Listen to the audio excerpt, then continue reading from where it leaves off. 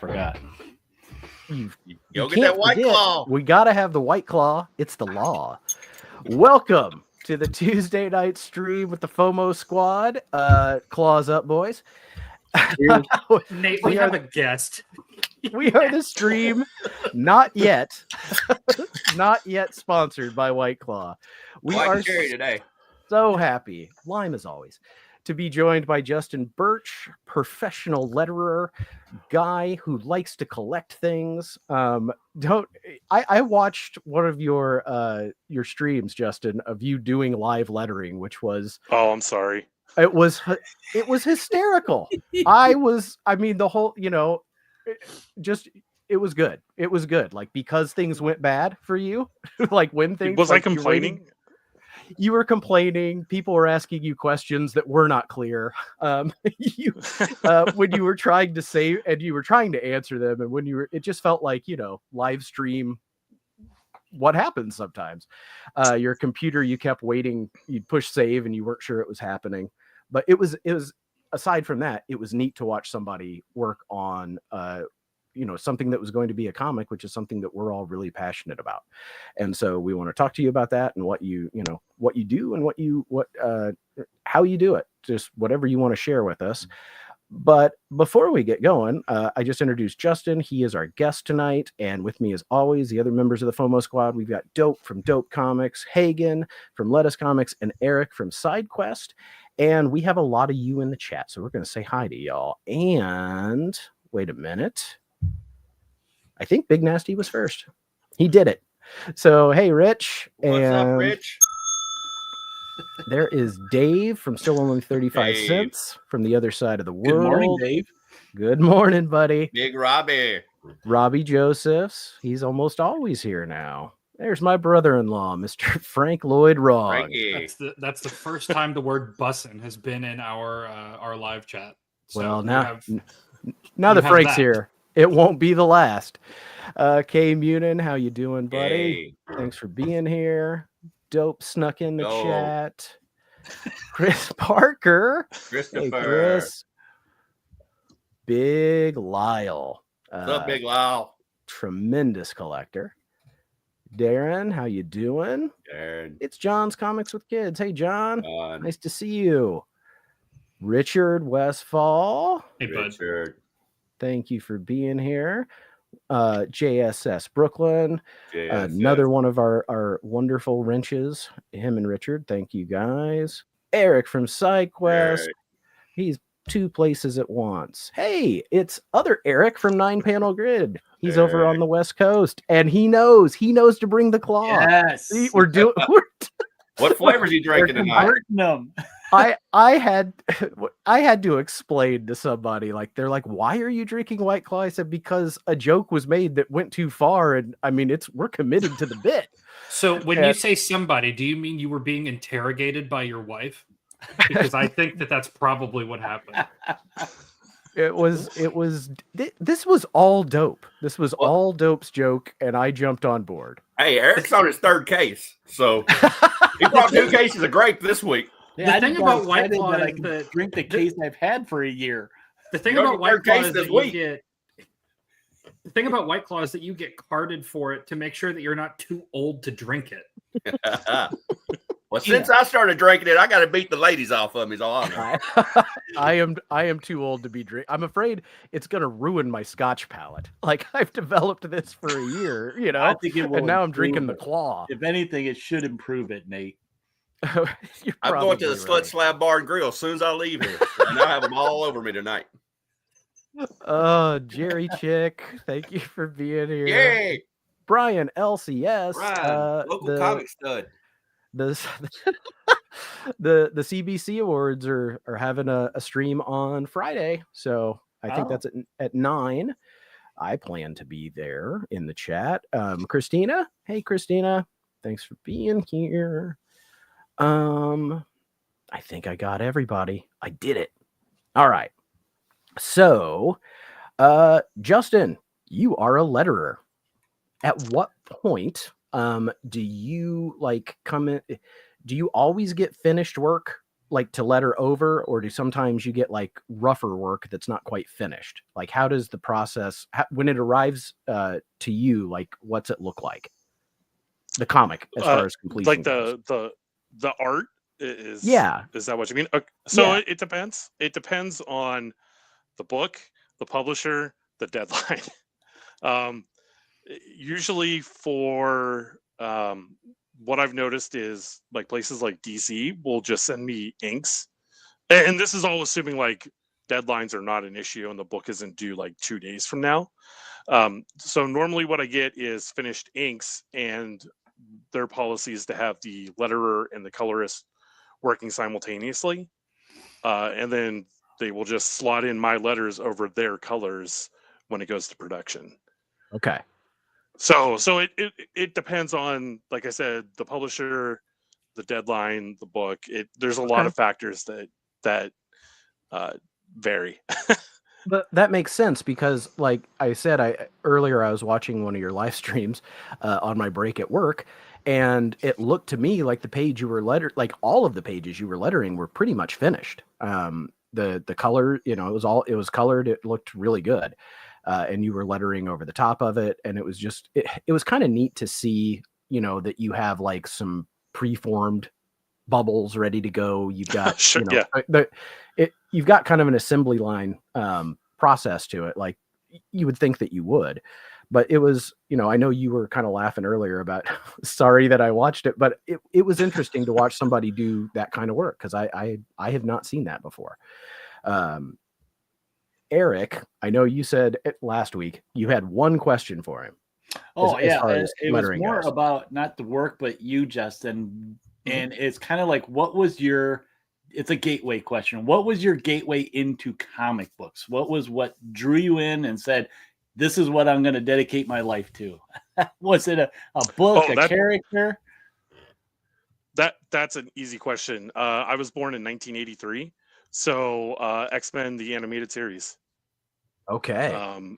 Like that show came on and I saw it for the first time, and it was just like it was. Well, I mean, at this point, my entire personality is based on comic books. My professional life, my hobby is. My T-shirt, my children are named after comic book characters. Like, it has invaded all facets of my life. He ain't fooling around. No, he is all in. Naming your kids after comic book characters or nerd stuff. I mean, I'm guilty of that. I did that too. You collect so many things too. Like, I see all the cool statues behind you, like all the X-Men statues, and So before I ask another question, anybody else from the panel, any of my fellow knuckleheads have something they want to ask? I've got a ton. I think about Justin every night before I go to bed. For the last 2 weeks, well, thank you. I've had all these questions on my mind. I just think about him constantly. Don't we all? Thank you. Thank you. You've all that's all I've been thinking about is you for 2 weeks. So the first question I think of before you should dive any further into it is, how does a young Justin Birch or a young letterer get into this? How do you get a hold of Marvel or DC or Image or Dark Horse? How'd you get your foot in the door? So, truth be told, I started lettering in 2015. So I was 32 at the time. So it wasn't like I graduated college and immediately started doing this. I kind of came into this later on than most. Basically what happened was I was working a regular 9-to-5 office job, and it was that was it. It was a job. It wasn't a career. It didn't feel like that is what I should be doing with my life. And it was fine. It paid the bills, but there was definitely the sense of lack of fulfillment was totally there. And then I just kept having bad days at work until finally I came home and I was like, I can't do this. I got to figure something out. And my wife and I sat down and we talked about it. She's like, well, what do you love? And I went, well, I love comics. And I figured, like, once I made that decision, it was sort of you could open a shop, or you could try to work in the process of creating comics, and I'm loyal to a fault, and so there's no way I wanted to open a comic book shop and compete against my LCS, because that would just feel like an act of betrayal, So I looked at the comic making process and broke down every step of it, and I looked at each thing and went, what would I be best at? And my bachelor's degree is in graphic design. So when I got to lettering, I went, oh, that's a perfect fit, because my favorite classes in college were the typography classes. So once I figured out that lettering is what I wanted to do, my next step was sort of like, all right, how do I learn how to do this? And luckily, there's an online comics teaching class called Comics Experience, and they teach, or at least they did at the time, I don't know if they still are, they teach every aspect of the comic creating process. So I signed up for the lettering class. It met like once a week for like 2 or 3 hours for 6 weeks. Got a basic understanding of how to do it.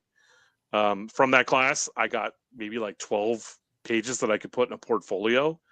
So I put those pages in a portfolio, and I immediately hit the road. I traveled to every convention that was within a 4 or 5 hour drive of my house. I'd say 3 out of 4 weekends a month. And I just talked to anybody who would talk to me, and just, I hustled. It sucked. It sucked. That's awesome, though. I mean, that kind of dedication, man. The Yeah, hustle, that's a dedication. the hustle is respected. Yeah, and I think it definitely helped that I was seeing the same people, every weekend. And my location also helps. I mean, I'm 2 hours from Columbus, Ohio, an hour from Pittsburgh, 3 from Cleveland, 5 from Baltimore, 5 from Washington, D.C. Like, I'm in a great spot to go to large conventions and small conventions and regional conventions. Like, it was definitely something that was doable. So that's what I did. I did that. Oh, that was my thought process. Like, I think I did that for about 2 years. And what was the, like, you went and you hustled and you knocked on doors and you glad handed. What was the first job? Do you remember the first job that was like paid you money to do this? Oh, paid me money and my first job are two different things. I know. That's what I said. So I asked, because I'm sure there was probably a lot of people willing to give you experience. Sure. Pay you in experience or exposure. But do you remember like getting that first professional job, and what was it? Yeah. So the first job that I got, where it was I think it was 10% of back end. Or no, I'm sorry, it was 10% of sales. But it was a G.I. Joe fan comic. So I'm like, how are you ever going to be able to sell this and make money? Like, you're not. Yeah. So I understood that going in. It's not like they tricked me. So that was my first book. It was a G.I. Joe fan comic that's available for free. I think it's called Cobra the Enemy. It's out there. It's really bad lettering on my part. But it was like, what I had one book, it was due once a month. So it taught me deadlines, and every issue I was like, all right, this issue I'm going to work on balloon shapes. This issue I'm going to work on sound effects. This issue I'm going to work on my tails. So it gave me that structure in place to sort of work. You know what I mean? Like, I was just getting the work. The first paying job I got was supposed to be a multiple issue series from Source Point Press, but I think it only ended up being one issue. I think it was called Magma Man. I'm intrigued. Yeah. What issue? Only of that? Yeah. I was so happy. I think I got paid for it on like December 28th, and I was like, yes, that means I can write off this entire year. It was a great feeling. There were a couple of questions in the chat, and before it gets buried, sure. I wanted to jump up to that. I think I know the answer to this one, but Christopher Parker, do you handwrite or letter digitally? I do. I only do digital. You said Yeah, Go ahead. my Go ahead. page rate isn't high enough to do it traditionally. Yeah. So do you get to pick your font? So 9 times out of 10, yes. Normally what they like to do is see like, hey, why don't you send us 3 or 4 ideas?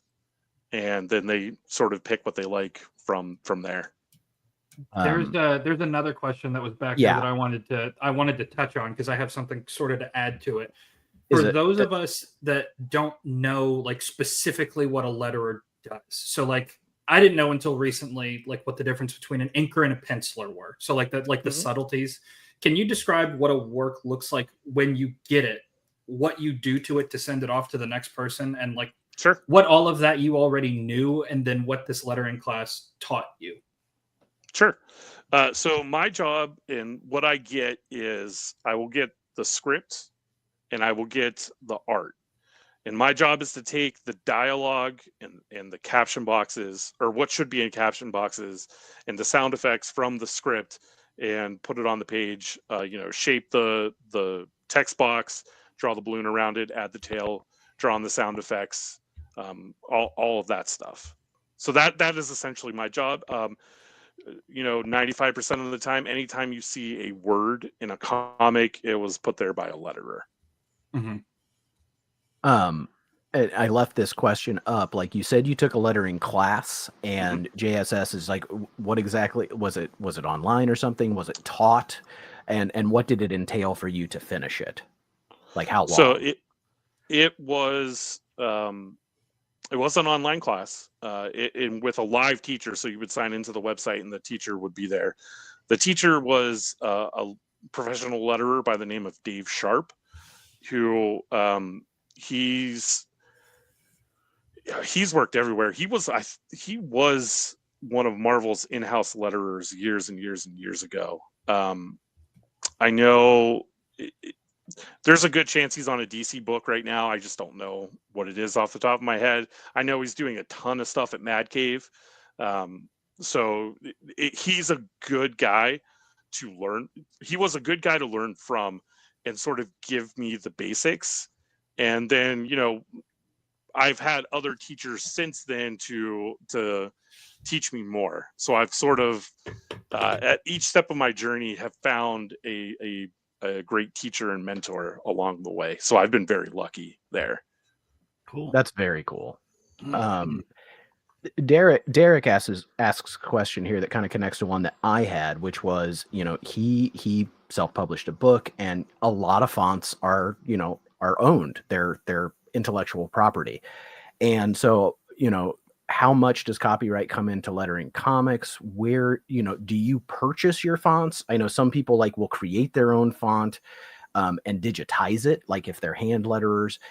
So what about you? Like where do you get your fonts, and how do you deal with copyright? Because I've seen plenty of fonts online that if you're not making a profit, you can go ahead and use my work. But if you're using this for commercial, I want you to buy it. You're supposed to have that copyright. So what can you say about that part of what you do? So normally, if you're a comic book letterer, you get your fonts from 2 places, blambot.com or comicbookfonts.com. Comic Book Fonts is it's Comic Craft is the name of the foundry, is the lettering foundry. And when you purchase the font from them, that gives you the license to use. And that's Comic Craft. Is that Richard Starking's? It is stuff. Yeah. I have used some of it.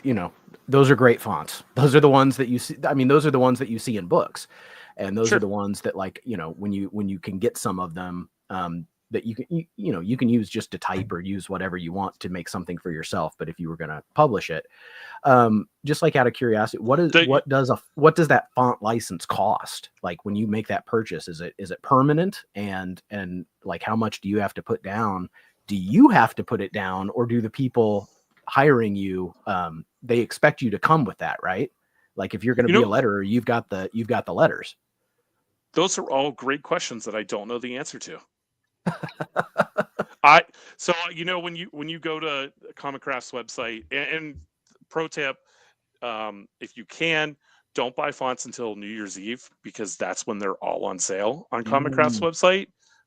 So this year they will be, they go on sale New Year's Eve, and it will be $20.26. So every font will be $20.26 for 24 hours. Oh. And then the following year, it'll be $20.27. So inflation's a bitch. Oh man, yeah, get them this year. Get them before they buy low. That's what I know about things. So I definitely make a list, and then New Year's Eve is just, I'm just going crazy. But as far as the license goes, I'm under the assumption, and I could be wrong, and this could very well lead to legal repercussions for me. So I'm glad that this is being recorded. Yeah, that we can stop talking. We can stop talking. No. I just assume when I buy the font, or when I purchase the font, that purchase includes the license to use on products. I would think so too. It's just like everything's a subscription model now, you know. Everybody wants your money all, and like that's what I fear with things like that, is that, you know, everybody wants you to get a, you know, if you're going to use music in a video, well, come over here, you know, you can get this subscription package and you can use whatever. So it's just, that's kind of like, I just wondered if maybe they were trying to monetize that way with you creators, like, because you rely on that in order to do your job, in order to get paid. Well, I think one of the things that helps is that the people that run Comic Craft, and Nate Picos, the guy who runs Blambot, they're both letterers. Like, their day jobs are letterers. They just create fonts like on the side. And I think they've got the mindset of, yeah, I can make a couple bucks doing this, but I want to, you know, help out. Or at least that's what I'm assuming. Yeah, I think the assumption is absolute protection legally. Mm-hmm. It's a shield. Dope. What other questions have kept you up at night? Well, to piggyback off of the freedom of the font, I know that Eric's an art guy. I'm a reader. Like when you do the bubbles, I prefer the white bubbles. That way I can read it. But most artists like the clear bubbles where they can see the art. Do you get to pick white bubble or clear bubble? When you say clear, do you mean like a transparent? Where you can see the art. It's just like an outline, and you can see the art through the bubble. Yeah, it's like transparent, so the art's not covered. Yeah, my top priority and my preference is always readability. I've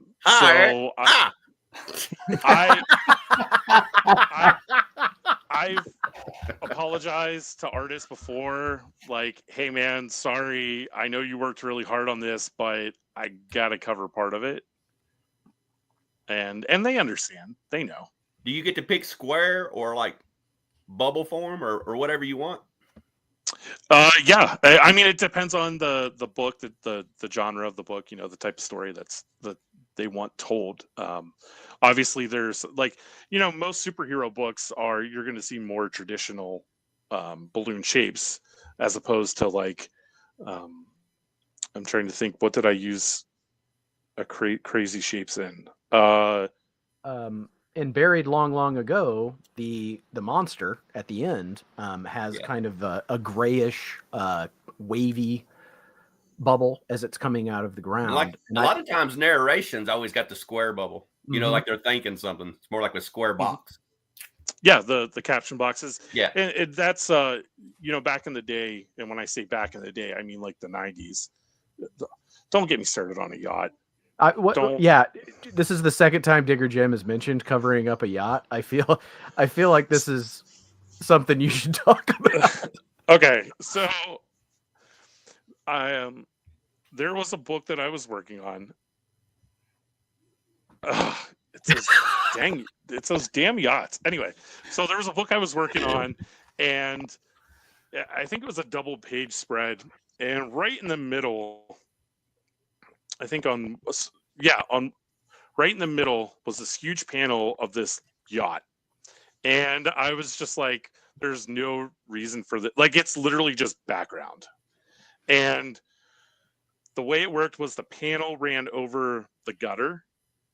So I was like, all right, I'm just going to put it on the, right side of the gutter because that's where the person speaking is. No problem. The note I got back from the writer was, hey, can you not cover that yacht? It's pretty impressive and I want people to see it. And I'm like, okay, well, the only other way to make this work then is to take that balloon, put it on the other side of the gutter, which is now like on a different page, and have the tail go through the gutter pointing to the person's mouth. And I'm just like, this is totally, absolutely unnecessary. And now, anytime there's a boat in a comic, people like to point it out to me and tell me not to cover it. So I actually have something that kind of bounces off of that. When you get directions or marching order or notes back from stuff that you've sent in, what are the notes that you get where you're like, this is helpful, this is good, like the instructions that you get are helpful and good and allow you the space to do what you need to do, versus like the kinds of instruction that you get that, like, without being too specific about it because it's your job and everything, like right. are less helpful. So are you asking like what do I get that I'm like, oh, okay, great, and then, oh, this is stupid, why am I doing this? Yeah, like when the email comes in or the passenger pigeon lands at your window, like, and you unfurl that scroll, what are you hoping that it says you get to do versus like what are you dreading that it says that you have to do? Okay, so the what I'm hoping it says is no notes, good job. Yes. Yeah. Which never happens, right? Like that never. And if it does happen, I'm like, oh God, something is seriously wrong. Like no one looked at this. There should be notes. So what notes do I not like? Hey, we don't like this font. Can we change it? Well, we could, but I've already done 30 pages of it. Like, yeah. I hope you still don't want it on the same day you originally told me, because I don't know if that's going to be possible. So I don't like wholesale changes that far into the process. I'm fine with page rewrites as long as they're not frequent. So if it's just like a panel gets rewritten, cool. But if it's 2 or 3 pages in a row just because neither the writer nor the editor read it before they sent it to me, then I start to get a little bit annoyed. And that's putting it lightly. Yeah. I'm usually dropping F-bombs and mother effing this. And do you have to spell check your own stuff? Is that how that works? I take for granted that the document they have sent me is already spell checked. If I catch it, I will fix it. So you get the one thing you got to keep in mind is that I'm not typing out everything that they say. I'm literally just copying and pasting. So if they misspelled it in the script, then it's going to get misspelled in the book unless I catch it. If I catch it, I'll fix it, or the editor will catch it. Hopefully, they're like the last line of defense. But yeah, I will change it if I catch it. Except I'm not very good at spelling. Is that an expectation, or is that a service that you offer on the side that you charge billable hours for? So I look at it this way. If I see that something is misspelled or it's missing a punctuation mark, my line of thinking is, if I don't change it now, I'm just going to have to change it later when they send back the revision. So let's just make it one less thing I have to do 2 days from now. Yeah.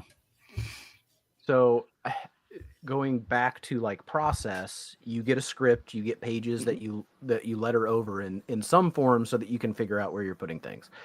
I'm just trying to see if I understand the process, and feel free to stop me if I'm wrong. You can copy and paste right from the script, which sounds awesome.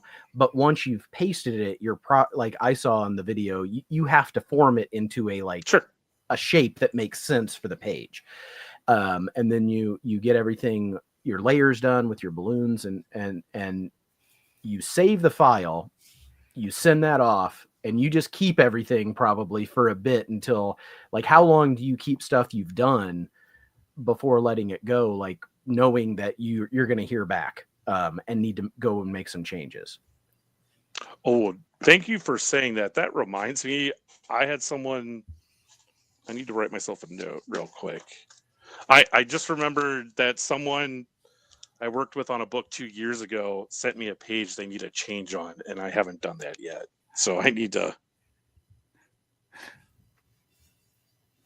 so I don't forget. Okay, there we go. Make sure you log that time in QuickBooks. Okay, that's right. We want to get you paid for that, and that also means we can write off this show.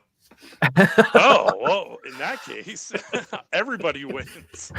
Let's get our sponsorship, boys. It's coming. I have everything I have ever worked on. I don't delete anything. I don't save it locally on a hard drive. Like on my computer, I've got external hard drives that I just put everything on and pray that they never break or get stolen or lost. Yeah. Why do you do that? Like, why do you keep stuff that that is done?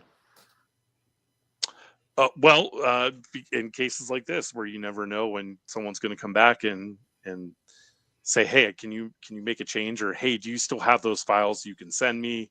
We're putting out a black and white version of the book now.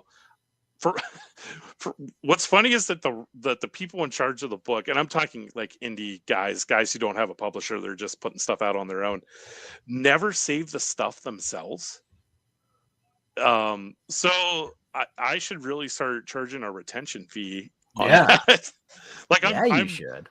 I'm cheaper than Dropbox at this point. Right. Yeah, charge for server space, which is effectively just a dusty SSD in like the bottom of your closet. Absolutely. Yeah. They don't have to know. I would like to point out that my brother-in-law John does not read comics. And that would be why this Comic Sans question comes up. Also, it does make me laugh. So I was very strong anti-Comic Sans, and then someone told me that it's actually used for whatever reason. People who suffer from dyslexia are able to read that font, and I'm like, I won't say anything bad about Comic Sans anymore. I've seen it used in the education setting. You're right that they will print things for kids who struggle in that way, which is kind of cool. Chonko asks, who is your favorite letterer of all time and why is it Dave Sim? Dave Sim is a great letterer, but that doesn't have to be your answer. Who are some letterers that you are just like, dang man, that guy gets it done? So just off the top of my head, Russ Wooten, I think, is one of the best letterers in the game right now. He lettered The Walking Dead. He's lettering Transformers now. Russ has done just about every great Image book that's come out in the past 10 or 15 years. Another one is Tom Napolitano, who his sound effects are insane. They're amazing. And what's great is when he does like a process video. So sometimes he will like record himself making the sound effect and then just put it on like a speed loop or whatever and just throw it out there on Instagram so people can watch how he did it. And I love watching those and just being like, Tom, you're great.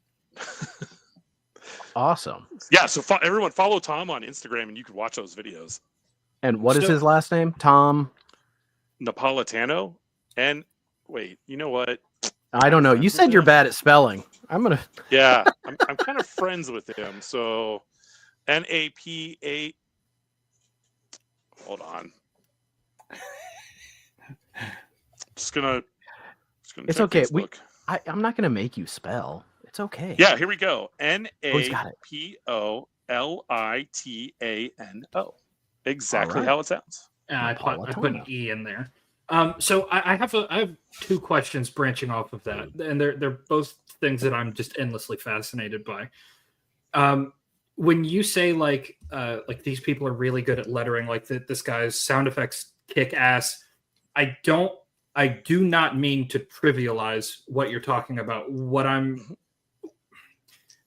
trying to say is that like those details to like the layperson can sort of just fall into the background. Like they're Sure. not necessarily supposed to draw attention to themselves. But with somebody with like a trained eye like you, those are the things that you notice. So like what to you are the things that like make like great lettering, something that's different than just, you know, just the average? And because I'm the kind of person that I am, what are some examples of like truly awful lettering that you've seen?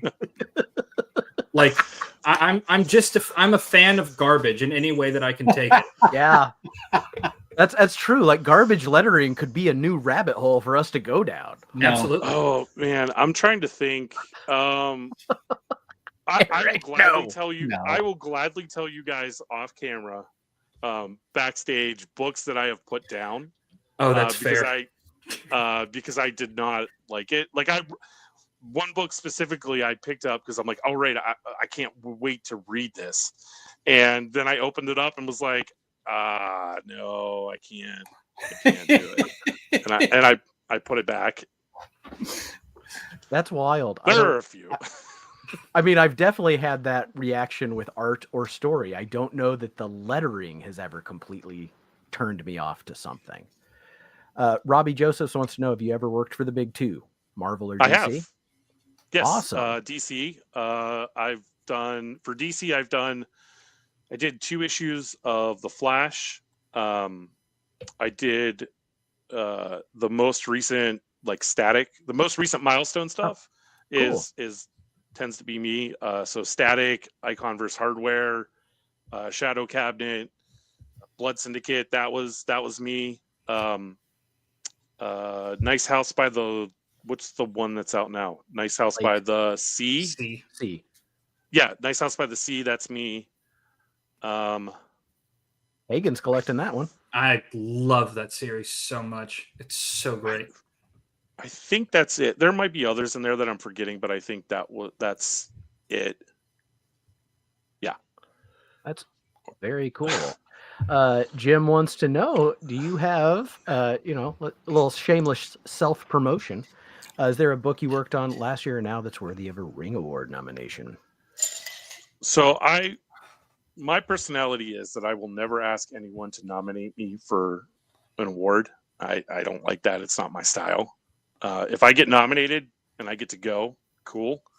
But I won't ask for people to nominate me. So man, it's so hard to think of books that I worked on last year that would be eligible for it this year. Like it's hard for me to just think of something, pick something.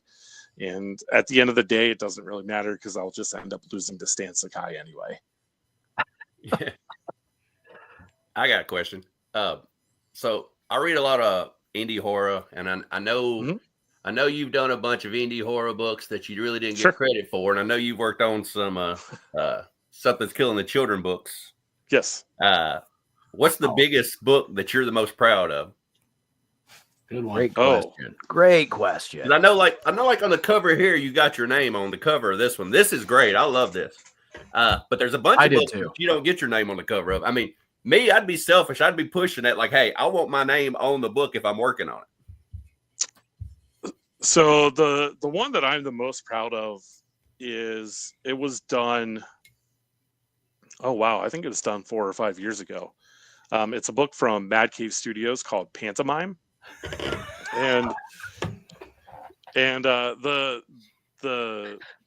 plot is that there's a bunch of kids that are they're deaf or hearing disabled, and so the whole book is done in sign language. Like that's how they're communicating to each other. So it was like I created a way for the tails to point to the hands but not cover the hands, and every time a person spoke that was not deaf, it was just squiggly lines because the deaf kids couldn't hear them. So I was just like, this is what I imagine it sounds like the Charlie Brown adults sound like in written form. That's wild. That's really cool. And that's really cool. I made a really cool like computer typing caption box that I'm really proud of. Like, I still use that more than I should, but I want to get its mileage. I want to get the mileage out of it. Can you say the name of that series again? Sure, it's Pantomime. You seem like a real nice guy, and I don't see you really pushing. Do you push for your name to be on the cover, or do you have any say-so in that or anything? No, so I know I was once told that the reason why big two like DC, Marvel don't do it has something to do with royalties or rights or something. I'm not really sure. I'm a letterer, so I don't get paid to understand those things. So yeah, I just, if they put my name on the cover, cool. If they don't, that's totally up to them. It is what it is. Like I get paid the same way regardless. That's what matters. Yeah. So you're telling me that you've never walked into Jim Lee's office and dropped an F-bomb? No, I have never. I just kind of feel like, certain people be trying to hold you down, because it's hard to find who these letterers are. They want you to work on their stuff. Sure. Yeah, I mean, true. I'm usually credited inside, so that's fine. Like, it's not, like I said, at the end of the day, the important thing is getting paid so I can pay my bills and keep doing it. Let's get paid. Yeah. Do you, connected to getting paid, Adam, our friend Adam from Up and Adam wants to know, do you get sent comp copies like writers and artists do? I do. That's awesome. If it's a trade, I will take it with me to a show and, put it on the table for sale. If it's single issue floppies, they just pile up and accumulate. Like, I don't even know where they're at. Like, I just have stacks and stacks and piles of single issue comps just everywhere. Do you get paid by the page or by the book? By the That's a page. good question.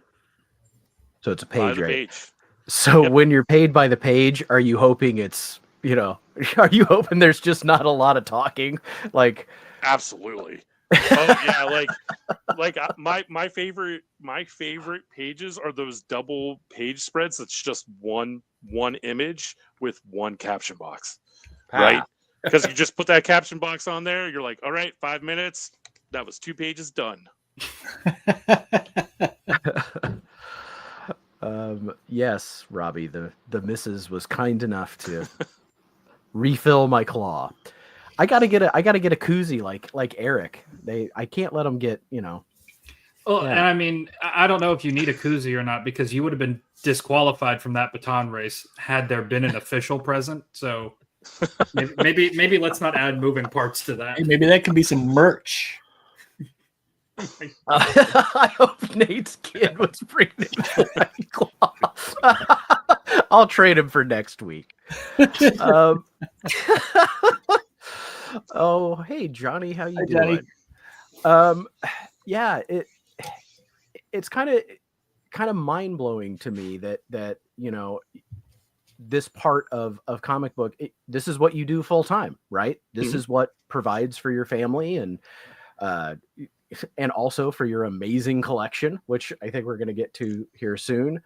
But yeah, it's kind of it's an interesting niche. And like Hagen said, like, I think when it's done really well, it's not that you don't notice it. It's just that it becomes a part of what it is. Like, I mean, I do love a really good sound effect in something, like, especially old comics, the way they would hand draw them and things. And I have noticed in, some books, like sound effects that kind of look clunky, like they don't fit. So what you're doing is an art, and the art is in making it a part of that complete whole. And so that's just really cool. Yeah, I hope that that like I truly was not meaning to be insulting. Like, I was trying to find a way to put it, like, it's like bass guitar. Like, if it's not there, you don't quite notice that it's not there. But if it is there, like, it just makes everything so much more rich and more full. Right. No, you're good, because I joke around all the time and just tell people that all I do is just copy and paste all day. So, like, oh man, the looks other letterers give me when I tell them that, they do not like it, and I'm just like, come on, guys, like, you know my personality at this point. Like, if you don't think I'm, or if you think I mean that seriously, like, come on. I think, the joke about inkers being tracers, but they're, what there they you go, do, exactly. it's the same thing. Like a good inker is somebody who complements those pencils and gives them the depth that they need for black and white reproduction. A good letterer is doing the same thing. Hagen, I think the bass player analogy is pretty apt. Yeah. Like if it's not there, it's not a good book, And if it is there, you might not notice it, but you do. It's because it makes the experience better. The analogy I like to use is that I'm an offensive lineman. You only notice me if I've done something horribly, horribly wrong. Mm-hmm. Yeah. Yeah, I got noticed a lot. Uncanny Derek wants to know if you've ever had an issue where you do a sound effect and it clashed with the artist's style or covered up a yacht. Yeah, well, the yachts. I'm having PTSD every time someone brings up yacht. Just going back to it. I'm sure there has been. I can't think of anything specific or like a instance where it was that. Normally, when I get the note back, hey, this doesn't feel right. Can you just delete it? Then I'm like, all right, you didn't like it. I get it. Yeah. I have a question about, like, if you want to do a sound effect, and I'm sure this is a whole process. I'm not asking you to like explain the whole thing, but when you want your in the old days they would draw it and like say the superheroes in the foreground, the sound effect is behind. How hard is it for you to pull off like a multi-layered something like that where you're wanting to put the sound effect but have some of the art be in the foreground of it? It's not as complicated as you think. Okay. It's just it can be a time consuming process based on like the size of it and how many things you want the sound effect to be behind. It's not when it's done right, it looks incredible. And I'm not saying that when I do it right. Like I'm saying when letterers in general do it. Yes. It's a very useful tool. Yeah, I think it just really stands, like you said, it really stands out and it does look outstanding. That's when I notice lettering, is when there's a big effect. Also the same thing like with a trade dress on a comic, when they manipulate the trade dress, I notice that. And if it's done well, I love it. And if it's not, I don't. But yeah, the big explosion effects or whatever the sounds, and that was one of the questions I had. So some sound effects have ridiculous letters, right? Like the splorch or what is that in the? Are you copy pasting that too? Like, yeah, so they give you those ridiculous words to animate? Yes, they give me they're supposed to provide the onomatopoeia. Okay. If they don't, like if it's just something generic, like I'm trying to think of something like siren sound. Everyone in chat, just keep the bad sound effects coming. I'm loving it. I'll type in the chat my favorite one to use. So what I do, if you don't give me an onomatopoeia, the onomatopoeia that I will choose for you will be some form of a Sesame Street character name. Yes, I love this. Yes, like Ernie. That's a great siren sound. Bert could just be anything. Like it could be a door opening or a gun sound or any like that. That is my subtle way of saying, all right, if you aren't going to take the time to write out what you want, I'm going to do it for you, and I'm going to laugh, but I don't know if you are. I need you to know that you just unironically became one of my heroes. Yeah. Completely unironically. That's amazing. It's just one of the best creative decisions I think I've ever heard. And I know Dave just asked I just lost who have you worked? Is there a company that you have worked like consistently for the most? Oh, sure. So the series that I've done the most issues for consecutively would be House of Slaughter. I did all 30, 1 through 30. The company or the publisher that I've done the most work for, I'm not counting the lettering studio. That wouldn't be fair. So I'll say Matt Cave. Okay. And that's, I mean, that is a company that I know Dope has picked up a lot of books from. I've read more than a few. I think they've been doing a lot of good work lately, to be honest. A company I didn't know much about until about a year ago, but just a lot of fun books, a lot of horror, and just I just all love guilty indie. pleasures. I love indie so much. Like indie is where more fun and good stories are happening in comics right now, in my opinion. House of Slaughter is my wife's second right. favorite behind Something Is Killing the Children. I at this point I think all Slaughterverse books are lettered by me. I think so. If like a one shot comes in, I'm doing it. Knock on wood. Like all that could end tomorrow. No one could tell me. So yeah, hopefully they don't see this stream and who you choose to associate yourself with. Yeah, this is. To be fair, if that was an issue way before this, so we're fine. I hope. Okay, good. I think you answered this earlier. Do you feel like Pantomime is your favorite Yes. piece of work that you're most proud of? I mean, that's one Yes. I'm going to definitely try to check out. I'm absolutely going to. Yeah, it sounds really cool. So, if I didn't even tell you the plot of it. They're kids they're high school kids who are become bank robbers or heists. They steal stuff. Cool. I'm into it. Well, hey, but it's Mrs. 22. How are you doing? Thanks for being here. But it doesn't end all depressing like 4 kids walk into a bank, so you don't have to worry about that.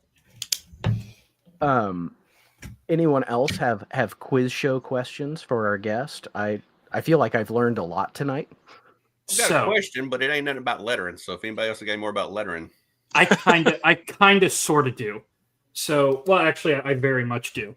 For those of us that have like niche occupations, there are things within our occupations that we have extremely firm opinions on.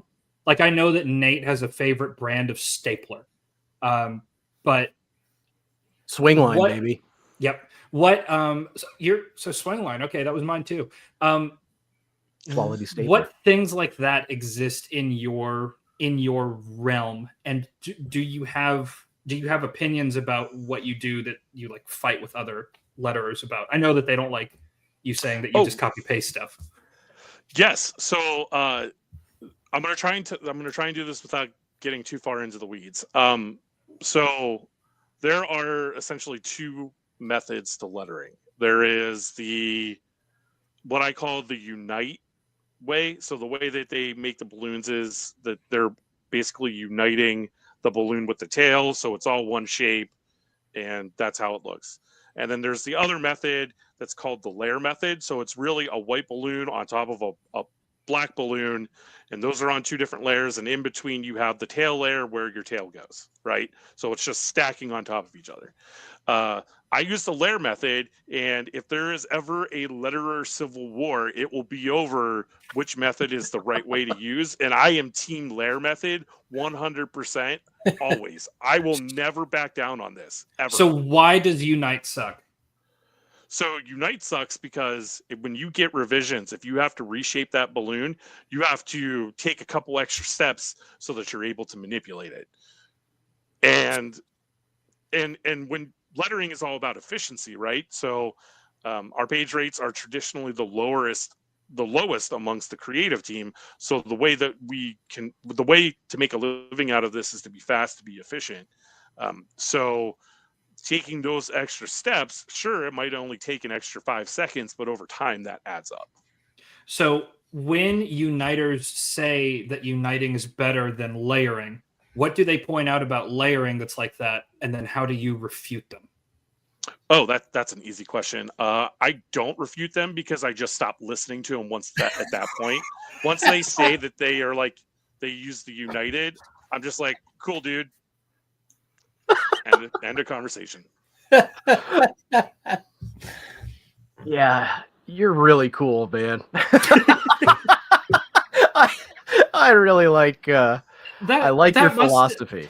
That's just a great way to handle it, though. Like, I'm just gonna pull the ripcord on this conversation and on you as a person, and we're not gonna interact anymore, and it'll be easier for both of us.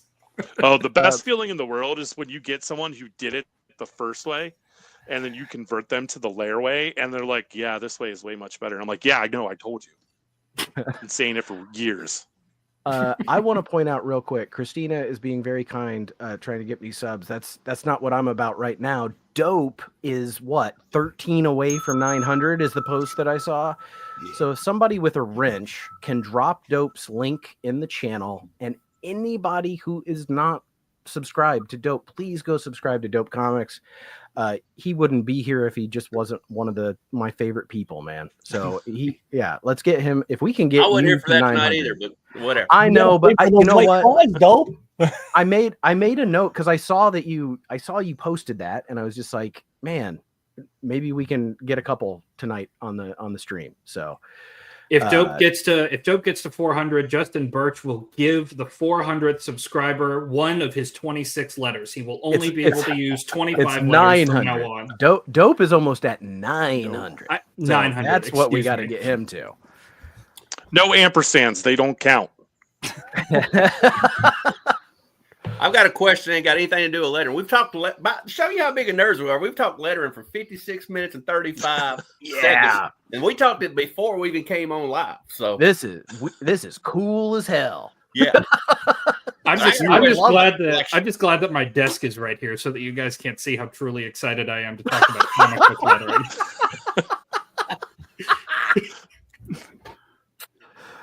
I got a question about his collection when we get to that. Let's do it. I want to get into that because you have some crazy stuff and awesome stuff. And I don't know, did you bring some things to talk about tonight? I did. So I did bring some books. They're all graded, so I apologize because my intent was not to turn this into an episode of Only Slabs. So that's my my warning. I'm just putting it out there. Did you want me to show a book first, or did you answer a question? I want you to show anything you have brought, because we've talked about lettering a lot, and you know what? We'll have you back on. Throwing that out there to just have you hang out, and maybe we'll ask more questions about that. But I really do want to know, like, you are passionate about this hobby, and all of us are. So like, what are your passions? What are the things you're collecting? What did you bring to talk about tonight? Because most people don't make their hobby their professional life and necessarily make it work. Sometimes that kind of burns things out. So I think it's really cool that you're all in. So what do you got? Yeah, the caveat of all of that is that the one piece of advice that I wish I had known before I started was that the more you work in comics, the less you read them. I wish somebody would have explained that to me before I started. So that's the only caveat I have about my lifestyle. I think real quick, just to piggyback on that, I think like comic book YouTube is kind of the same way. The more you make videos, sometimes the less time you have to watch videos. So that's an interesting caveat. A little birdie on the Fomonian streets told me that you sold all your Hot Toys and bought an AF-15. Oh, that is true. That is correct. If you go back to some of my older, I don't even know if they're in the older videos or not. So truth be told, like I have some recorded videos out there. I haven't done one in like over a year. I just don't have time to do it. But in some of those videos, or if you go to Two Brothers Comics YouTube channel and watch like any of their Saturday night shows that we used to do, you could see that I used to have just glass cases behind me, and they were all filled with Hot Toys. And it got to a point where I had so many unopened figures just like stacking up, sort of like the comics are behind me, that I was just like, this is causing me too much anxiety. Like I need to purge. Like I need to get rid of all of it. And my goal was that I was going to sell all of it and buy an Amazing Spider-Man #1. But my Dustin, the comic book chiropractor, was like, nah, man, like this is a month before Heroes Con in 2023. He's like, nah, man, FASM1, let's get an AF-15. And I was like, yeah, let's get an AF-15. Let's do it. So yeah, I sold all my Hot Toys and bought an AF-15. Which awesome. it's not one of the books that I'm going to show off. I sometimes I feel a little embarrassed showing it off. So it's in the closet tucked away. I'm sure you. But yes, I did not read it. It's graded. Not that one, but I'm sure you've read that story before, and there's a lot of dialogue. Yeah. And I'm sure to like you, the old books from the 50s or 60s is like a ton of dialogue, compared to now. I don't remember what issue of X-Men it was, but there's a very early issue of X-Men, like 1 or 2. I think it's 1, where there's so much dialogue in the panel that literally the entire panel is just the balloon, the dialogue, and a tail pointing to Magneto's arm. Like Magneto's arm or leg is the only piece of art in that panel. It's amazing. Oh, man. So what is something you brought that you want to show us? Okay, so this is the first book.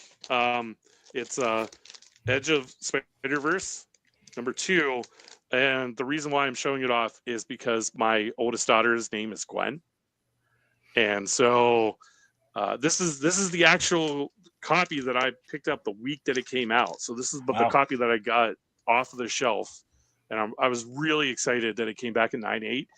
If the house burns down and I can only grab one book, I'm grabbing this one. There you go, Hagen. Not the AF-15. There it is. There's your house fire question. Yep. Yeah. This is it right here. Yeah, that first Edge of Spider-Verse movie came out, and I was just like, I wonder if I can convince my wife that Gwendolyn would be a good first name. And she was like, yeah, okay, we can do that. And I'm like, oh my God, we can. Yes, that's great. So I can't show off one book with one kid without showing off the other. So my second child, our second daughter, is named Kate after Kitty Pryde. Oh, so yeah. It was I was just like, how do you feel about the name Catherine? And she was like, oh yeah, that sounds great. I'm like, oh my God, I'm 2 for 2. How did I? This is great. Oh, Richard. Richard. If Dope has another one, he's going to name him the Orb. Yeah. This is Blackagar Boltagon Westfall. Very, very nice to meet you. So I'm the worst kind of collector in that I'm a full run collector. So the first run I put together was that Jim Lee X-Men run. And I got it. It was to the point where I had everything except the new issues as they were coming out each week. So just pick them up each week and good to go. Right. The next run I put together, the next significant run I put together was Uncanny X-Men. So I've got the full run 1 to 544, all of that good stuff. And that means there's a 130 in there somewhere, boys. There is somewhere in there. It was at that point that I was like, I didn't really know what to do. So I started collecting like the early, like I was like, all right, I'll just finish my Amazing Spider-Man run. And it got to the point where I had everything from like 100 up. And I was told, hey, prices are coming down. Start focusing on the keys. Just get all that other filler stuff later. And I went, yeah, that's a great idea. So that's when the AF-15 came in. And once I got that, like, I really didn't know where to go after that. Like, I felt like, I imagine this is how Neil Armstrong felt after he got back from the moon, where he was just like, now what? Like, what do I do? So yeah, so for the longest time, I was just like, what do I do? And I went to a show, and it became very clear what I was going to do. And this is what I've been doing for the past, I think, year and a half. And that is Golden Age Disney books. I'm a sucker for those covers, and this is probably one of my favorite covers right here. The thing is, like, I can go to any convention and they're always going to be Spider-Man, they're always going to be X-Men books, but when I find these, like, it's a very special sort of joy that I get from it. And I like, it's opened a whole new sort of, it's made collecting fun again. Like, it doesn't feel like I'm just going through the motions just to like cross that off the list. Like, I'm like actively like looking, I'm just looking at the picture or the covers, enjoying it. I've got the hard covers back there so that I can read the stories. Like, I love, like, this is, it brings me joy, I guess, is the easiest, simplest way to do it. You get excited about chasing those particular books. Yes. Yes. The Carl Barks books are the ones great stories. Not just Carl Barks, but like Walt Kelly covers, like his Donald Duck covers are just as great. I think I mean, 1A and 1B, right? Like, that's the way it works. I'm gonna spending freeze till I get to Heroes. Just like, I was gonna come back around. We're all gonna be there. So that is really exciting. Are you gonna be there as a creator? Are you gonna have a table, or you're just going to party? Yeah, I just going to party. Oh man, I'm bringing so much White Claw for you. What's your favorite flavor, White Claw? That's very, very kind of you. I really appreciate that gesture. We'll have to get a picture with him on the raspberry. Yeah. White Claw. I don't mind the taste. That sounds like it needs to be on a shirt. White Claw. That's I don't mind the taste. Okay, hold on. I'm gonna write that one down. That should be your video to get sponsorship. Yeah. White Claw. I don't mind the taste. We've been pitching ideas. We've got some good ones. White Claw, quit your bitching. Hagen, what was the one you said about the sheetrock? I like that one. White Claw, that sheetrock needed a hole in it. That's right.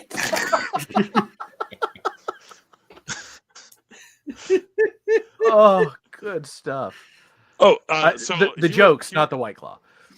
Heroes Con is the show that I say that I will never table at, because I couldn't do that. There's no way I would stay at my table. Like, the only reason why I would table is so that I could get the passes so that I could walk around on Thursday. Like, that's the only reason why I would table.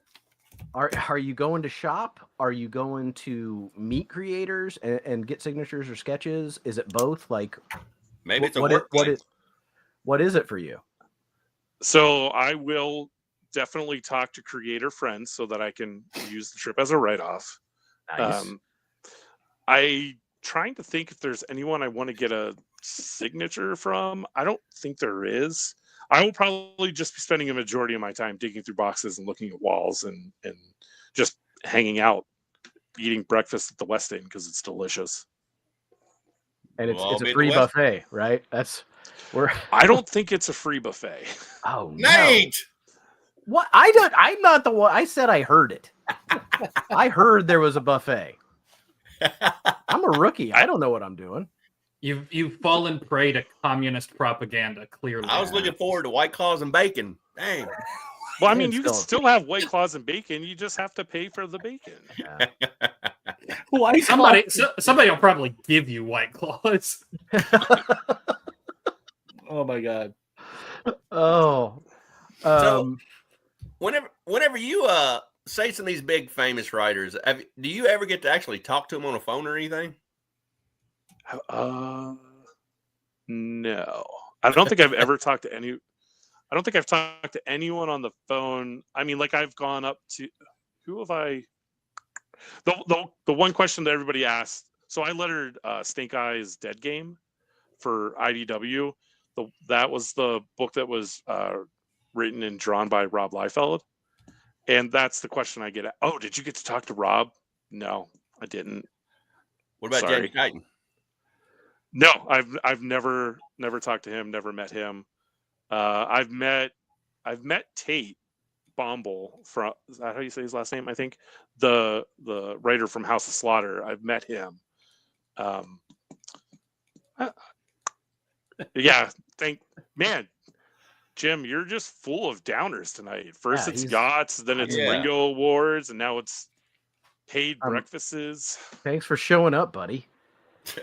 But it's not a free buffet, but it is a buffet. Like we can pay for it, and we can still make pocket bacon happen. Yeah, you still get pocket bacon. Yes. Then I'm cool. I'm cool. That's what we're going to eat on all week. Every meal, we'll steal bacon and eat on it the rest of the day. For those of us that have been to Heroes Con before, we will not be the only people there with pocket bacon. It looks like a lot of people there have pocket bacon. I'm going to get a loaf of bread from my room, and I'm going to be BLTs the rest of the week. That's right.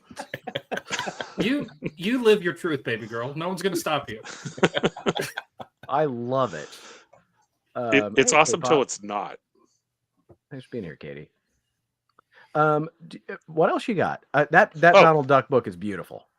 Yeah, one of my favorite covers. This book was my Grail. This was my first Grail book. This wasn't the original one that I picked up. I've upgraded, but it's the thought that counts. So this was my I Grail. knew it. Yeah, Eric knew it. I felt the tingly feelings. Yeah. So my original copy was a 4.5, and I bought this way back in it was before I started lettering, so before 2015, and I paid like $400 for it. Wow! It was awesome. Man. It was awesome. So I only have two more things to show off, and they're not graded comics, but I'm going to show them anyway. So I'm a fan of sequential storytelling in all forms. That includes manga. So my two favorite manga series. So if I want to read superheroes, then I'll read comics, right? I really love slice of life genre. So there's some great manga out there that's slice of life, and one of them is called Blue Giant. I am a sucker for any sort of story where it's about a guy, or not necessarily a guy, where the main character is trying to achieve his dream.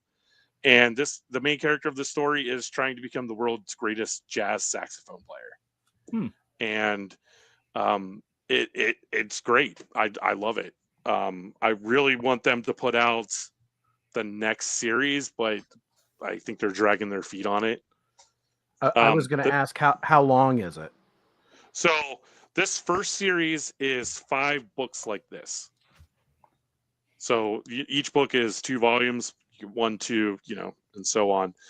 You could get to 10 and just quit.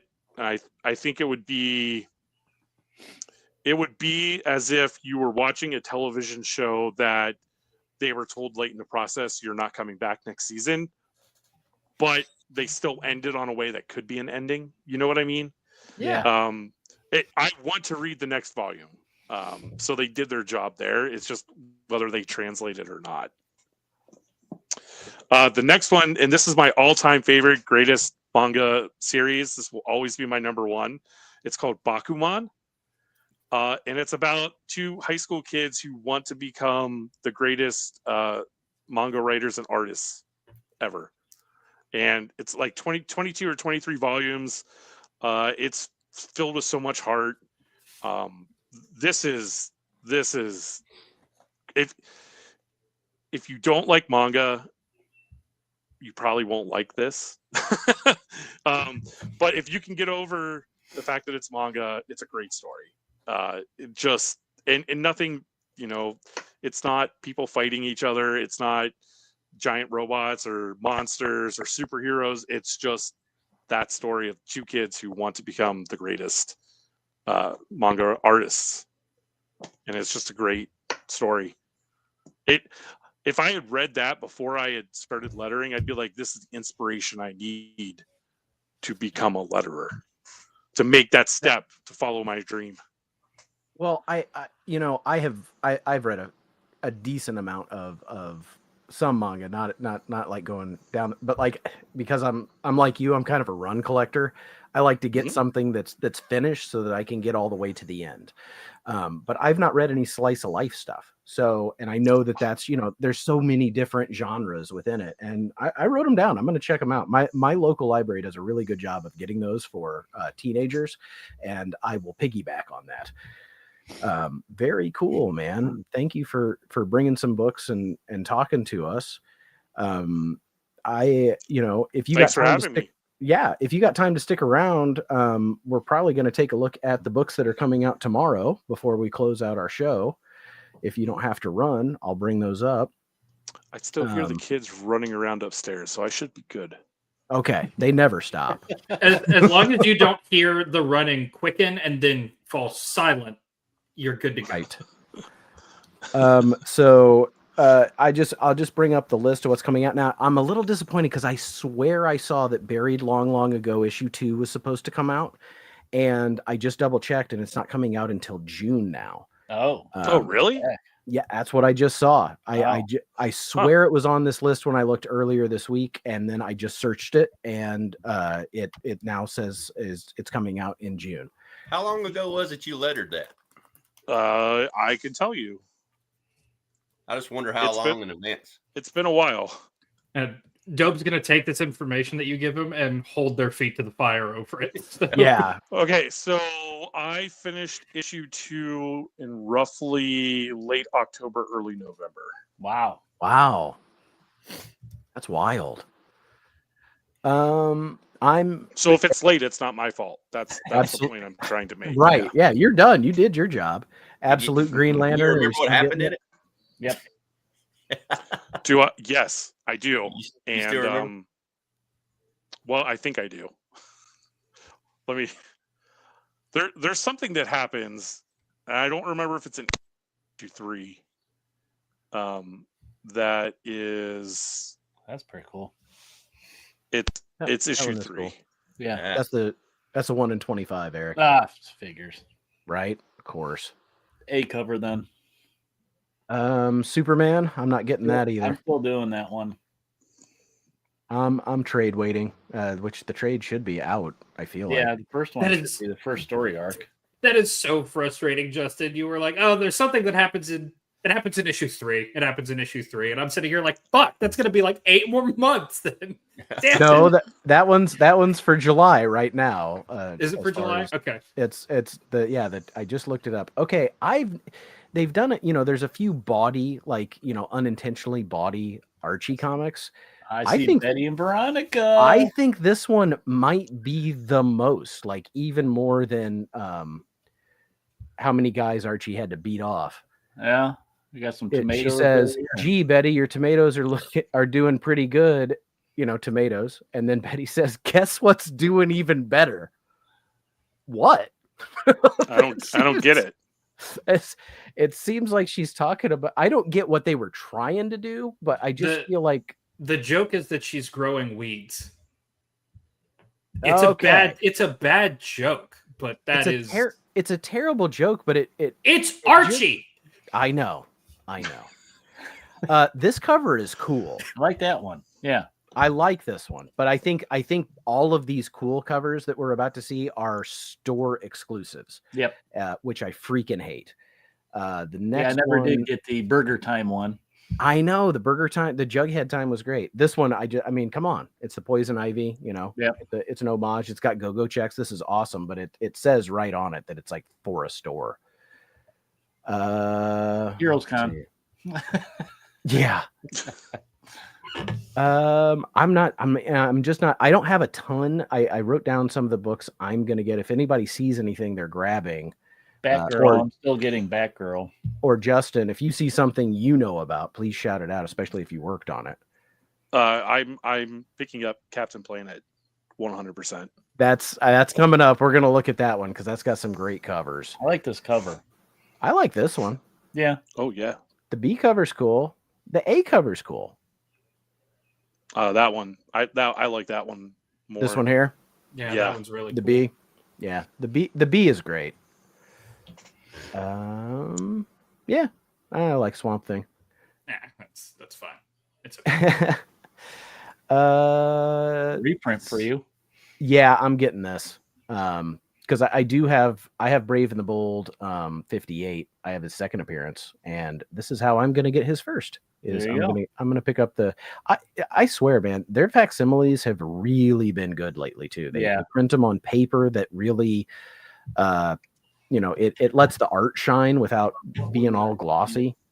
I just picked up this one over the weekend, and I absolutely love it. It's got that feel of the old school, and that one right. too, Hagen. Yeah. Well, because 2 years ago, this one came out, but it was the regular comic size, and I saw that, and I was like, my brain hates what it's doing to that cover. And then I saw this like on the shelf at Free Comic Book Day. Yeah. I had my free comics, and I was like, I have to buy something from the store. I can't just take from them. And I saw that, and I was like, got it. Awesome. No. Very cool. No. I'm just saying no. I love it. I have a beard. I'll give him that, but no. I love it. I don't love the Jay Lee. It's okay. It's a little creepy looking. It is. I thought this one was kind of cool. Very. Yeah. I'm too old for Captain Planet. Maybe that's what it is. I guess because I really like this Mark Spears cover a lot. Wow, I got to be honest with you. I do not like at all. It's okay. I think it's cool. I'm not gonna get it. It's not one that I'm gonna pull. Dope. I'm trimming the fat as much as I can. Yeah. Although there is a number one. I think I'm gonna. What have is to get. Don't Run with Scissors? That's what I'm buying. We're gonna get there. So we already looked at this one. This is the one that had last week. Yeah.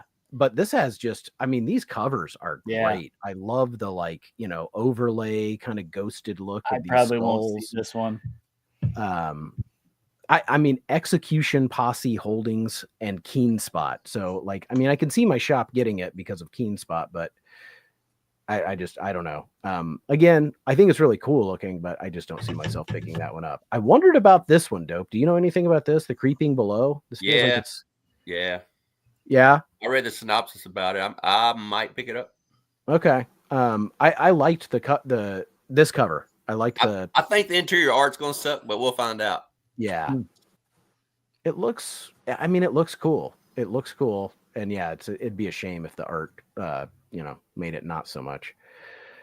Here we go. This is the first one I saw. Creeping Below, and then this one. I was like, this feels like dope through and through. Mm-hmm. I'll probably be doing a rant about it in about a week. That's right. I'm waiting for it. But this cover's good. This cover's great. I love this. Oh, that's brutal. Yeah. And so that's just the B. So, I like when you can pick that. I kind of like all the covers. Like this is. I like that. I feel like the interior art's going to look like that too. I hope it. Yeah. If it I love when it matches. Like it's so bad when you get a great cover and you open it up and it looks like I drew it. Yeah. What does that art style remind me of? Like it's like Invader Zimmy, but not quite. Yeah. Yeah. That Far Down Below, I love it so far. Okay. The guy at my LCS, he really recommended this, and he said that's a horror Goonies. So I watched your video on this too, and there's just too many things. Free for All. If you didn't get Free for All, here's your chance for a third printing. I'm hoping they get it. Yeah, billionaire lottery. Either give up half your money or go fight in a coliseum to the death. It's a great concept. and it's gory and it was good. Let's see here, Eric. I gotta still get it. I thought it was supposed to come out last week, but I didn't see it. Okay, I did see it on my shelf, so I saw it too. you know, I love that cover. If you don't see it at your shop, please let me know, because I can grab you one. All right. I can't guarantee a cover, but whatever they have, I know they had this one that you liked. I like that. This one's still my favorite. It's still my favorite. God dang it. So Godzilla's going to fight the Fantastic Four. I feel Lots like of Godzilla there. Did we see this one already? These Godzilla covers have been. Yeah, he's fighting Spider-Man 1 week, Hulk 1 week, Fantastic Four 1 week. Fantastic Four. And I don't know how Godzilla's on Godzilla Heist for one company, then he's on Marvel, and then DC just got done with Godzilla. So I mean, he's poured himself out. I think he may have just crossed like public domain or something, or because it's a Japanese property that it's different copyright laws. I don't know. I'm sure that Toho is raking in money from all of these companies using Godzilla. I'm sure that they just license him out. I don't. This is so. I got number 2 because of you, Nate, and I'm like, it wasn't good. I'm sorry, it wasn't good. I mean, Nate, I like the cover. 1 was fun. Issue 1 was pretty fun. Issue 2, I wasn't into. I do love this cover. That's the problem. Like, I'm gonna nice. Yeah, I'm gonna flip through it and see. Because I do love this. So sick. Oh my God, that's so sick. The A cover, right? The A cover is amazing. And I told myself, oh, I'm done. The second issue wasn't good, but I'm then going you start back. switching. Right. We'll see.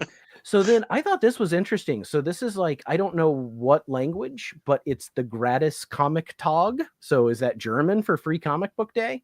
Yeah. These are all the, free ones. Look at this one, Justin. Oh, wow. Oh, look at that.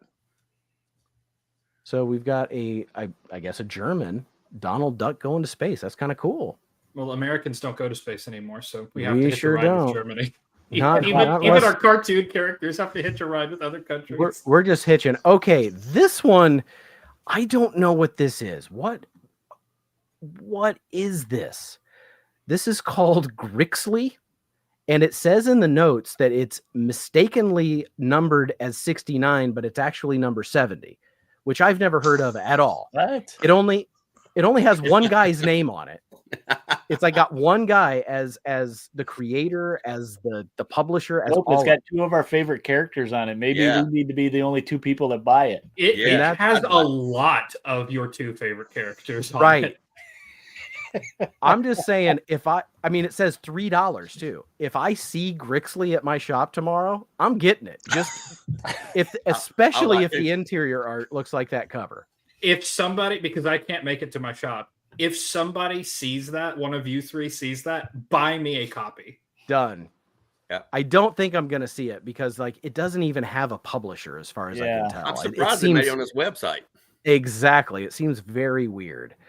This is one of my favorite reads of last year. Speaking of Goonies, this is a 80s slice of life, 80s movie about skateboarding kids in California.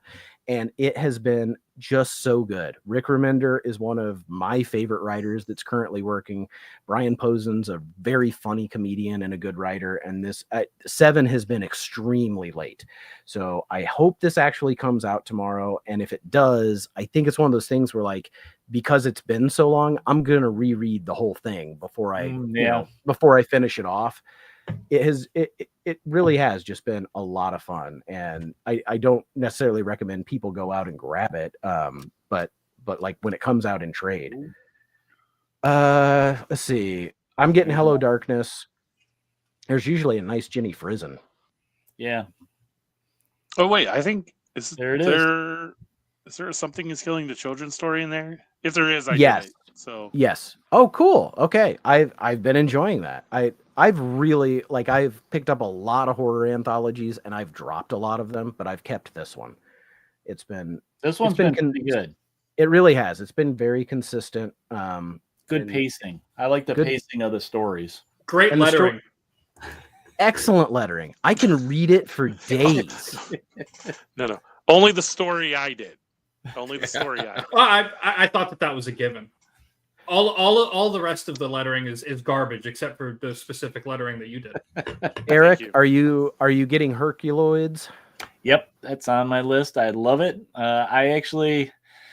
It's a close second behind Space Ghost for me. Okay. I like the art in this a little bit more. It's a little more stylized, kind of a throwback almost. This cover is amazing. The covers are incredible. I mean, all these dinosaurs and fire. Dinosaurs that shoot things out of their horns and stuff. And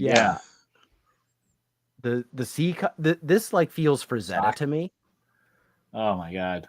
Yeah, I have been having a hard time just keeping it to one cover. Fortunately, my store hasn't been in getting a lot of the variant covers, so I get whatever's there. I like this one. Yeah. I mean, this just feels, retro cool. Yeah, this cover though, like, I mean, I just picked up an old, I think it may have been that Future Quest, a variant cover with them on it. I already have them, but I'm like, oh, I don't have this one. Mm-hmm. Yeah, they're putting in a lot of covers. Yeah, that's kind of the tendency of is that Dynamite? Yeah, I was gonna say, is this Dynamite? Because they do that. Here Hercules, fine. The important one. Let's talk about Jeff. Jeff does not have any variant covers. That actually shocks me. That surprises me. Yeah. The only I was like, yeah, I'm gonna grab Jeff, but it's a $6 book, so I don't know that I am. But Hagen, you should get that. That's a big ass number one they printed on it too. What's that? Man, and the big at number one is they printed on it. Yeah. And it collects the stories that were available digitally, so it's not new material. Oh, it's just reprinting. Okay. Not picking it up. Just love it. Cover.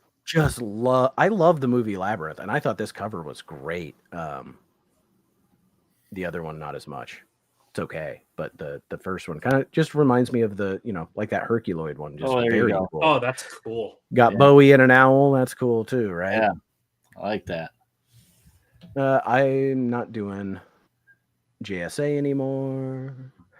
This one kind of Lady Baltimore, Mike Mignola. I don't know. Oh, that's cool. It's cool. Yeah, she looks like she could kick my ass. Sure. And I know you like that. Yeah, absolutely. It's the Have you been getting the Adam Project? I saw that one on there, Nate. I did not. I got the first one, and like I've just had to like I said, my library gets, when a trade comes out, they get it. And so like these DC ones, I think there's a good chance they'll get that. I read the first one and it was fine. It's just being a fan of Captain Adam, I had to get it, and I love Captain Adam. Oh, the devil right there. There we go. Okay, are you getting Wolverine? How many covers am I getting? That's the question. Let's see. Here's the A. One. The B. Nope, this is the 1 in 50. Oh, I don't care. This is that thing that this website likes to do. Oh, yeah. There's 3. Oh, my God. It's just too big. 4. No, that's the same one. That's just a trade. So at least 3. Dope. Are you still getting the let this one be the day? I gotta find a copy of number 1. I can't. That's a top 3 read right there. Yeah. Okay. I love the art in this. And that is lettered by Tom Napolitano. Okay. And you know what? His name's on the cover. Yeah, gotta push for it, Justin. One. Because I'm loving. I love cryptid stories and just cryptids in general. If it's got a Bigfoot on it, I'll buy it. I don't care. Well, I saw this from Dark Horse Los Monstros, and I thought, I don't need a new number 1. And then I saw Werewolf with a handgun. Yeah. And I'm below too. I mean, and all right, like all the monsters behind him, but I mean, what's scarier than a werewolf? How about a werewolf with a handgun? And they put it up that notch. This silver bullets. This Tony Harris cover is really good. I love. Oh my gosh, that's your noir cool. Right there. I love noir so much, and this is so cool. Really cool. And like this, the fly is like dressed as a security guard. I think I'm gonna end up getting this. Every cover is good. Wow, that is beautiful. But what stops me is like, okay, because I like all these covers, right? If I waited for a trade to buy the trade, I'll get all these covers in the back of it. But dope, I'll miss the FOMO of getting to talk about how cool Los Monstros was. Hey, you won't, because we're talking about it right now. Yeah, I guess that's true. I'll be telling you how bad it is next week in a review. Next week we'll find out, Nate. I love it. Oh, good. It's more monkey meat. I liked the first one. I generally really liked it. I loved the idea. I loved the style of the artwork and the 3-color, style they had. I really liked it. Okay. So, Justin, as we're going through this, like, what are your criteria for picking up a new book? Like, we all have stuff that we look for in like back issue bins, but what do you look for like something new? Writers, artists. So I mean, like, I'm going to pick up. Oh, that's not true, because I was gonna say, like, anything that Dan Mora is on, I'll pick up, but that's not true because I don't know what he's on. I think at this point, yeah, he's on Justice League Unlimited. Yeah. Oh, I am picking that one up, so I'm not a liar. I don't know. Is he still on? I think World's Finest. I think so. Yeah, I think he's doing both books. I'm not picking that one up. Basically, man, I'm the worst. I'll look at a cover if it's an indie book and be like, "Oh, this cover looks great. What's it about?" And then look to see who the creative team is, and if I have a strong attachment to any one on the creative team, then I'll pick it up to check it out. This book is wrapping up, and it's just been another one of my favorites. Daniel Warren Johnson. I will probably get the B cover because I like his art a lot. This has just been good, and I think it ends with issue 10. So whenever that comes out and the trade comes out, if somebody wants to read a cool... I'll probably get Mouse Guard for my wife. Okay. This to me though, this looks like, is this new? Reprint though. I think this is a reprint. This looks like the original to me. Yeah. Leg House. I'll be getting that. Okay. Oh yeah. I forgot that. I knew there was another one. So it looks like they might be going into the stories of the characters. That's the this is like cool. Going to the prison to actually interview the guy that killed his whole family. Okay, that's a cool cover. I like that one a lot.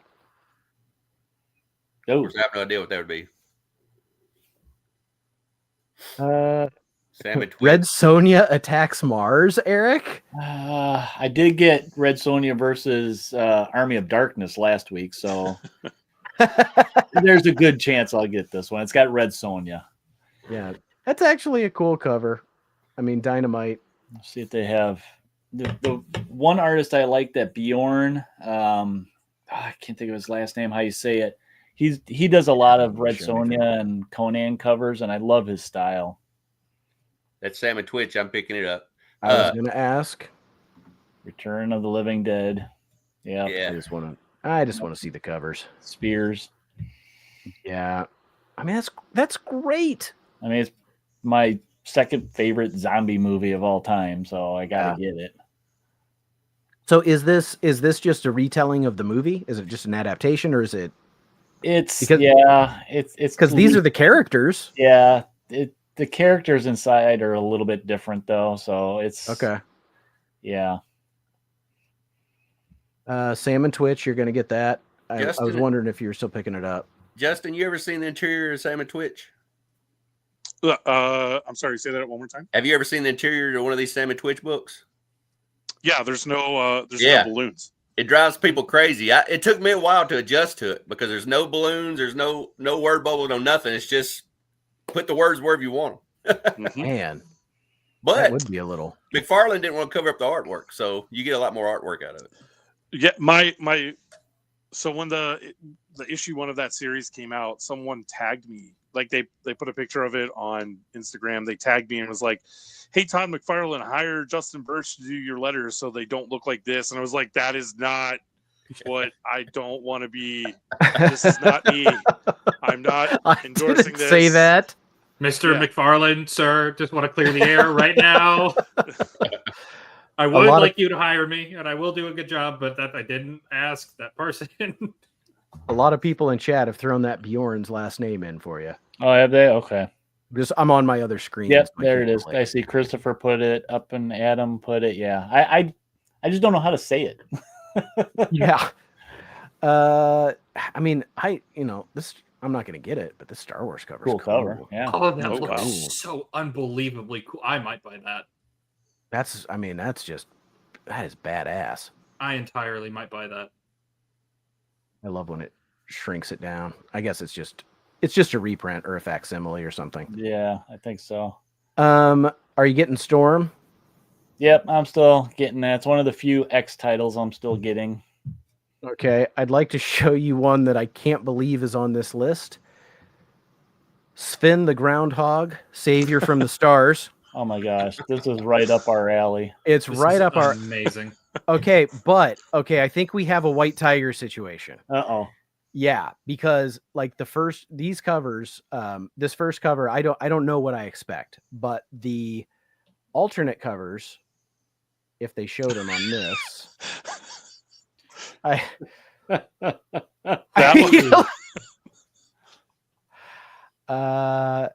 there we go. Okay.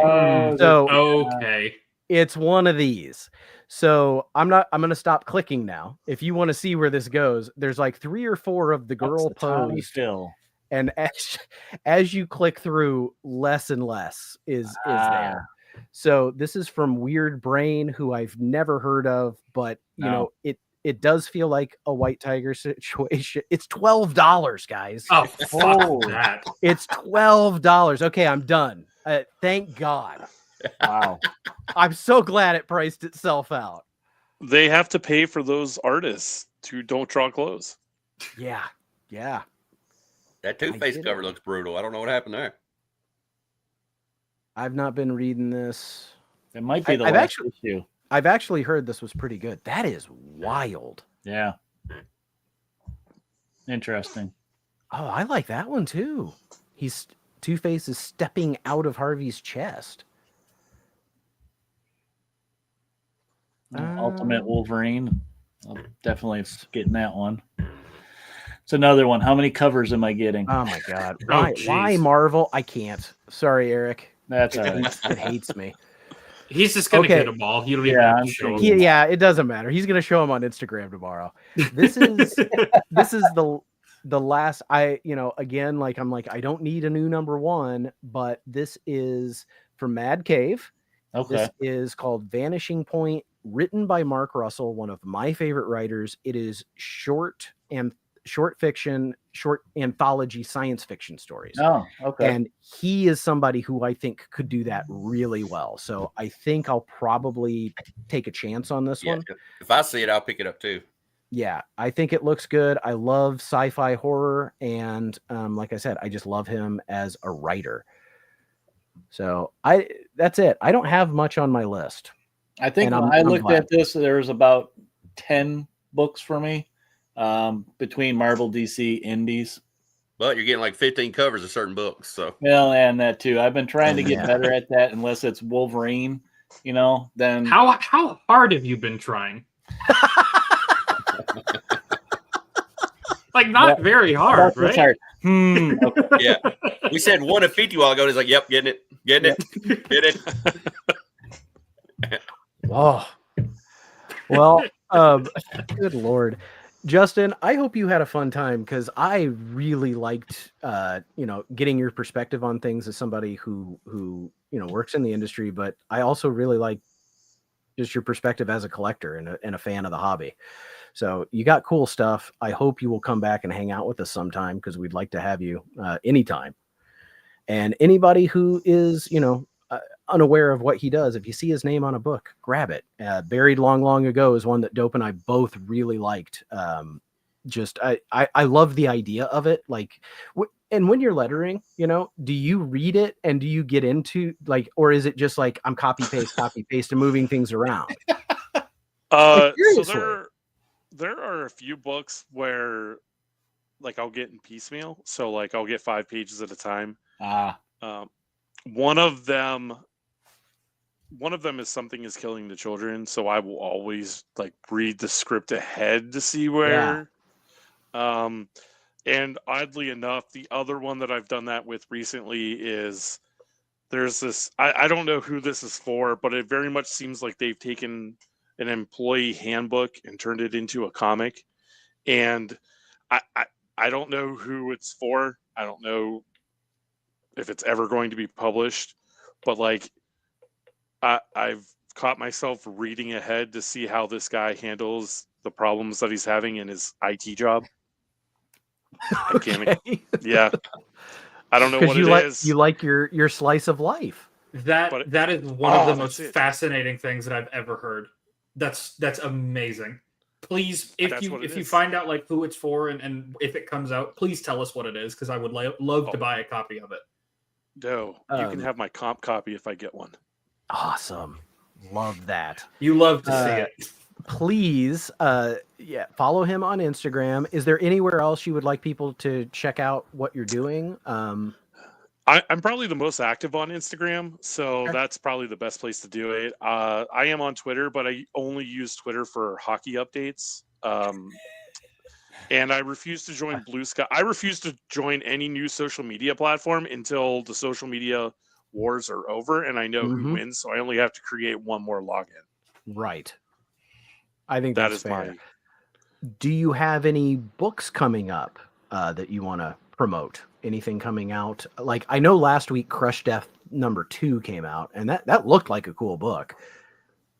I haven't read it. I honestly don't know. I don't know what's coming out when it's coming. When it comes out, it's a surprise to me as well. I'm just like, oh, okay, that's coming out this week. Okay. I know because I started getting tagged in like Facebook posts and like Instagram posts, and I'm like, oh, okay, that's coming out this week. Cool. Anybody else got anything coming up this week you want to talk about? Dope is 6 away. I just looked. Thank you, everybody. Yeah, man. You're gonna get that 900, buddy. That's awesome. So thank you to everybody. Quick question for Justin though before he goes, because it's gonna bother me if I don't ask him, and it's gonna.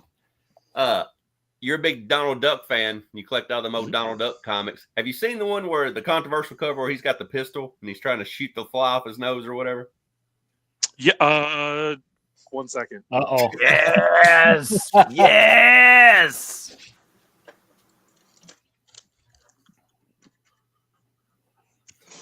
This one? Yeah. That's the real yeah. Look at that. Wow.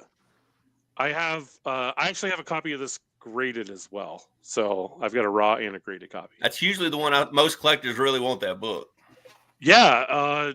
I mean, when I saw it, I was like, yeah, I want that, because there's a Mickey Mouse one too where he's holding a gun where he's like hunting like a bear or something.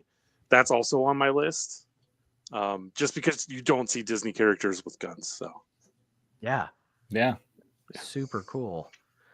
Well, with that, thank you to Justin for being here and hanging out with us and talking about what he does. It's so fun to go somewhere and talk about work. So we really appreciate you doing that, man. Guys, thanks as always. If you're not subscribed to anybody who's on this panel, you should be. I love these guys to death. Everybody get your claw on. And I don't know exactly. I'll be talking to you guys about next week. I'm not sure if I'm going to be able to be on at 8 because of a family commitment. So we'll talk about what we're going to do next week for FOMO Squad, and we'll post it on Instagram, I'm sure. Everybody in the chat, thank you for being here. We consistently had like 20 people in here. A lot of great questions for Justin, and just a lot of good people out there too. So thanks to the chat. Thanks to you guys. And we will see you guys on the next one. See you next week.